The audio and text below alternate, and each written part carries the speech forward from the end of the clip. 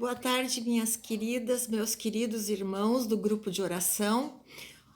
Hoje eu vou fazer uma meditação sobre a cura do filho de um oficial do rei. Esse foi o segundo milagre que Jesus fez quando ele começou a pregar o evangelho. No capítulo 4, versículo 46 a 54. Então, em Cafarnaum, vivia um alto funcionário ligado ao governo do rei Herodes. E esse oficial, ele tinha um filho. Esse filho, ele estava muito enfermo, estava com muita febre. Cafarnaum ficava num lugar onde era muito pantanoso, era um lugar tropical, e no verão e no outono acontecia que nem aqui no Rio Grande do Sul, né? Ficava cheio de insetos, cheio de mosquitos, e houveram até algumas vítimas fatais por terem sido picados por esses mosquitos, esses insetos. E aconteceu que também este filho deste funcionário, ele também sofreu essa picada, e a febre chegou e começou a chegar num ponto tão forte que o pai desse menino, ele tinha muito medo que esse menino ia falecer, porque ele amava muito este seu filho. Então ele ficou sabendo que Jesus estava voltando para Galiléia, que Jesus tinha voltado, aliás, e que ele estava numa cidade chamada Caná, porque essa notícia, quando Jesus chegava num lugar, essa notícia se espalhava fortemente por toda a região. Então eles ficaram sabendo que Jesus tinha voltado. E ele então, nele, subiu assim um fio de esperança. Eu preciso falar com Jesus, eu preciso pedir para Jesus curar o meu filho. Então, ele parte de Cafarnaum e vai até Caná, onde estava Jesus. Isso era assim uma viagem de 60 quilômetros, mas esse homem se dispôs a fazer isso pelo seu filho. E então, quando ele chega em Caná, ele roga para Jesus, para ele ir para Cafarnaum curar o seu filho. Era muito grande e comovente este amor deste pai pelo seu filho. E a resposta de Jesus foi muito dura, muito dura. Querem ver o que Jesus falou para ele? Ele disse assim: se porventura não virdes sinais e prodígios, de modo nenhum crereis. Olha só que resposta, né? Que Jesus deu para este homem.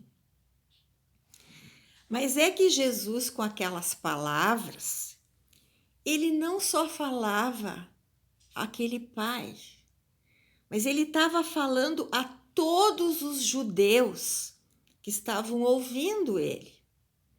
Porque, de uma forma geral, em todo o curso da história de Israel, sempre este povo estava pedindo sinais e prodígios. Eles sempre queriam ver antes sinais para poder crer. Então, eles precisavam ver os sinais. E era assim. Primeiro os judeus queriam ver, para depois os judeus crerem. A gente sabe também, lembra da história do Tomé, né? O Tomé é um também que tinha que ver para crer. ele estava, ele, os 11 discípulos, aliás, os 10 discípulos se reuniram, eles eram 12, o Judas tinha se enforcado, então não estava presente, e o Tomé também não estava presente. Então tinha 10 discípulos reunidos numa casa, e nesse lugar, naquele dia, apareceu Jesus vivo, ressuscitado. Então eles contaram isso para o Tomé, e o Tomé disse: olha, se eu não vir os cravos nas mãos dele, se eu não vir o lado onde foi ferido com uma espada, eu não consigo crer. Eu preciso ver Jesus. Então, o que aconteceu? Na semana seguinte, ele estava junto numa reunião com os outros 10, então eram 11, né? E aí Jesus apareceu nesse dia também. Então, ele viu Jesus. Então, Jesus diz para ele assim, ó.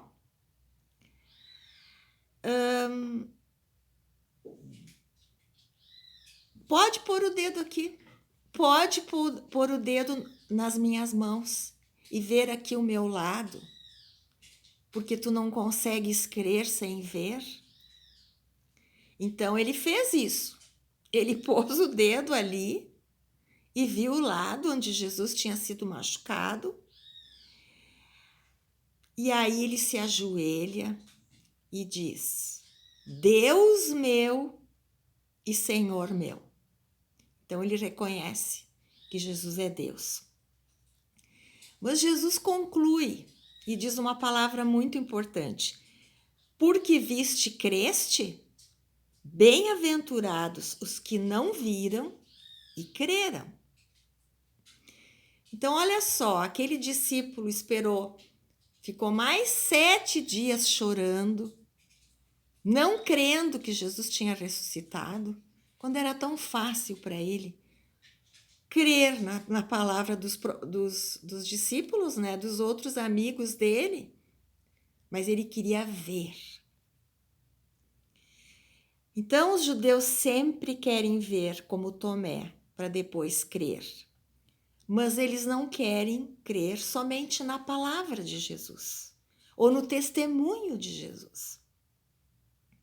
E Jesus sabe que esse tipo de fé era vacilante, era uma fé imperfeita, uma fé superficial, a fé que só quer ver para crer.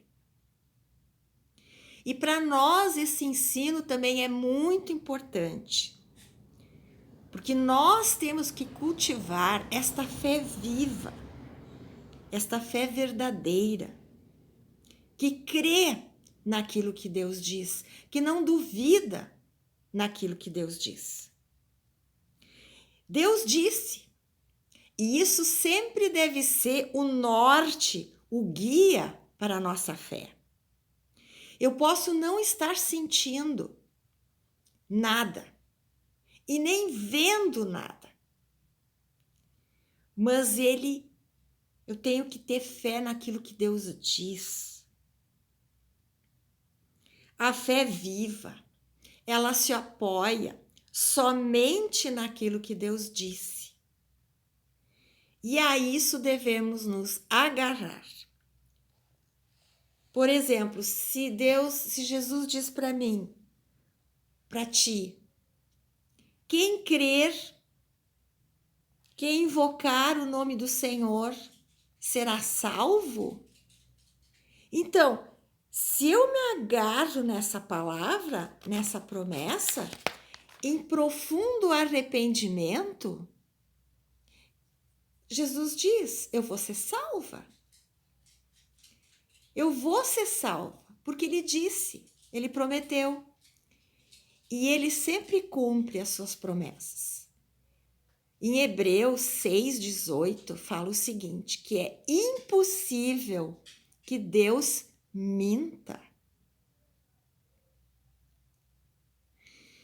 O oficial, então, ele não se abate com essa dura resposta de Jesus. Ele continua humildemente rogando por seu filho querido, pedindo: Jesus, por favor, vá até minha casa.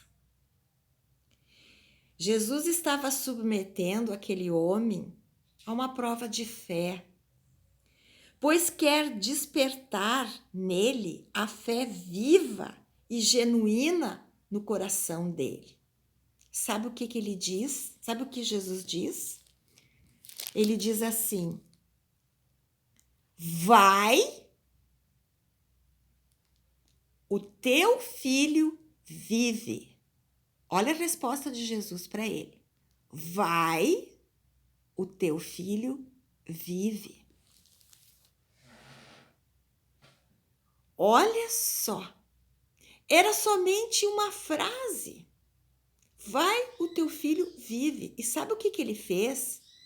Ele foi embora, ele foi para casa. Ele creu naquela palavra. Talvez ele pensasse assim: Jesus vai junto comigo até Cafarnaum, ele vai entrar de uma forma triunfal e após uma linda oração, ele vai entregar o meu filho restaurado em meus braços. Mas ele saiu de Caná com apenas uma palavra de Jesus. Somente uma palavra de Jesus. Vai, o teu filho vive. Ele sai só com isso, com essa palavra. Apenas, só com essa. Não foi nada do que ele tinha imaginado. Mas ele escolheu crer, acreditar e confiar na palavra de Jesus. Creu naquilo que o Senhor disse e saiu com o coração cheio de esperança. O que aconteceu? Essa palavra que Jesus falou, essa